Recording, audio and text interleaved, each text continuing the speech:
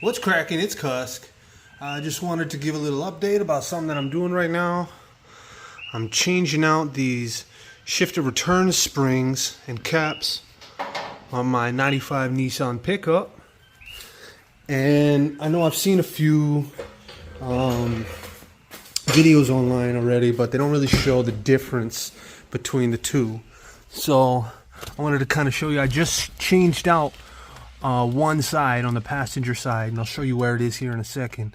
But I wanted to show you the difference between the springiness. So this is what I had in there already. You know, barely got to do anything. And then if I push it to this side, you see how much resistance that side has. This is just floppy boy over on this side, but I mean that's pretty damn secure going over there.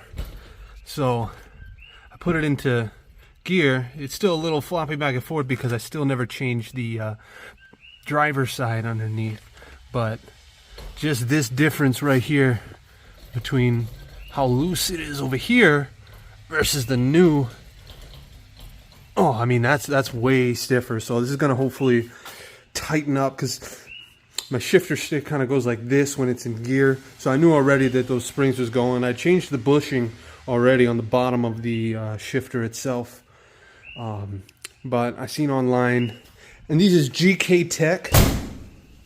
So I seen, like I said, I seen this from YouTube already.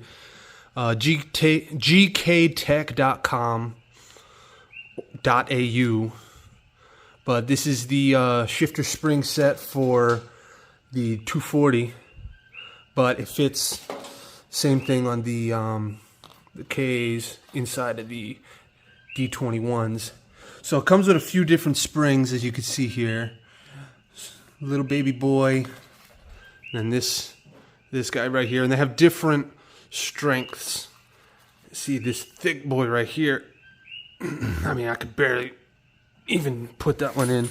This right down here is what, that's the OEM cap that was on there, and they give you these aluminum caps with their logo on it.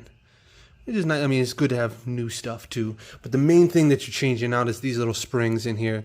These ones, like I said, oh, there it goes. These ones weren't too bad, but just having that floppiness in there, you can see that it's kind of skinny compared to this fat boy that I'm gonna put in there.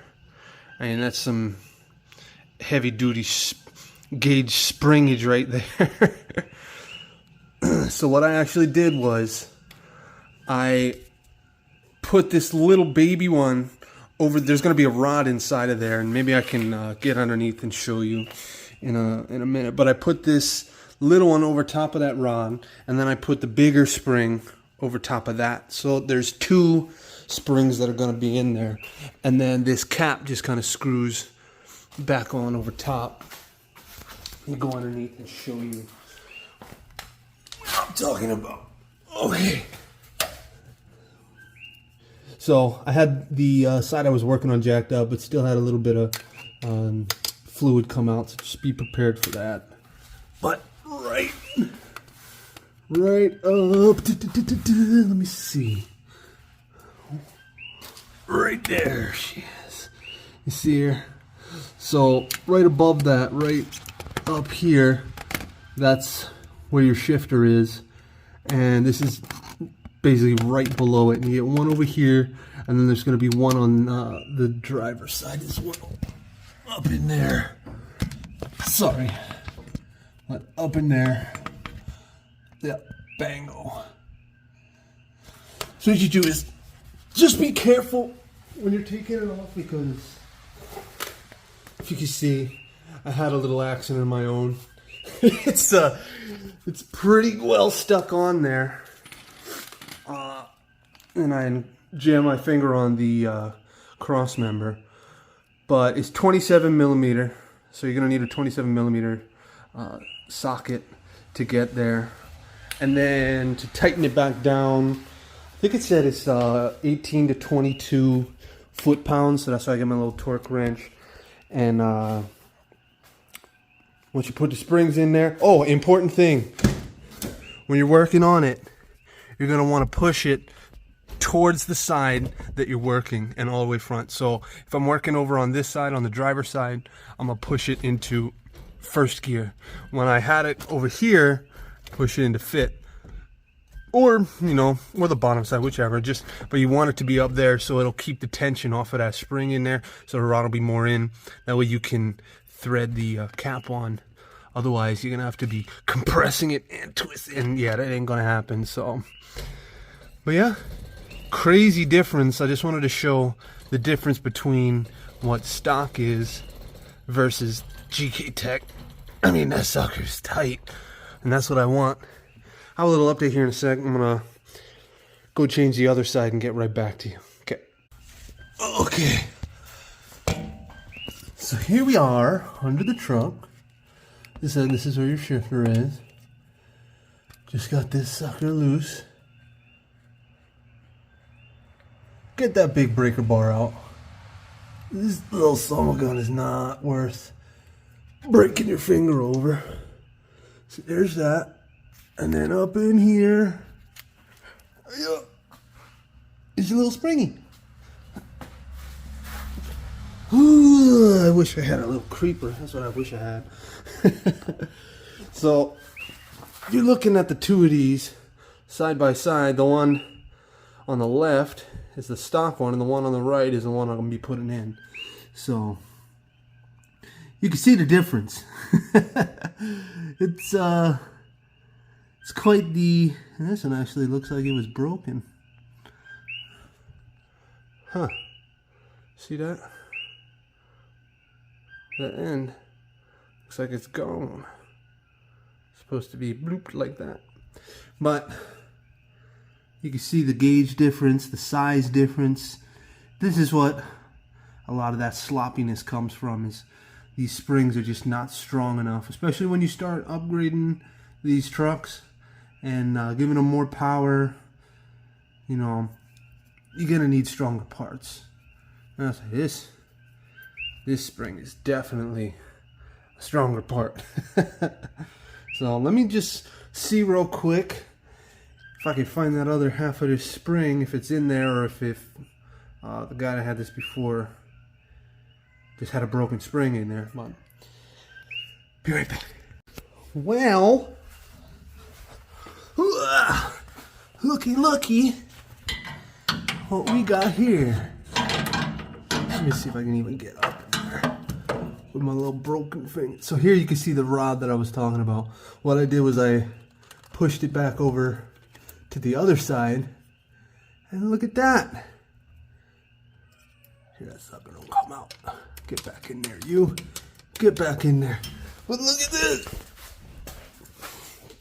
That might be why I had so much sloppiness. The little spring broke inside of there. How's that? Huh? The thing with these trucks is a lot of people don't take care of them. So then when people like you or I get a hold of them and we start taking care of it and making all these upgrades and giving it love and new parts and all of that, that's when we start to find things like that. Broken shifter springs. So now I'm going to get back on. I'm going to show you what I was talking about. The setup that I'm going to be using here. And I apologize for these views and everything. I'm not a professional. I'm not a professional videographer. I'm not a professional mechanic. So trying to do all of this at the same time is a little tough. So put this little spring on there. Focus. There you go. Put that spring on there. And then I slide this big boy right over top of that. Like so. And all you're going to do is take this baby and thread it back on. And it should be good. I'm not going to make you guys sit through that, so let me get ahead and do that. And I'll show you the finished product. And there you go. This thing is freaking tight now. I put it in there and it's not moving. This is just shaft rotation right here. This is a different shifter that I have on here. I mean, this thing is, listen to that click when you pull them out. Oh, it doesn't freaking move. Look at that. Oh, nice. Has great feel. Feels really responsive. It has no wiggle before. Look at that.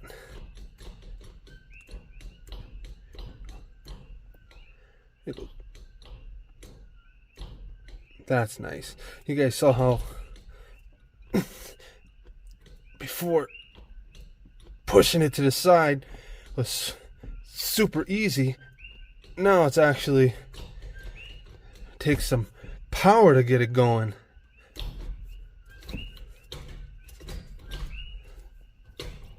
Oh, that feels nice. So there you go.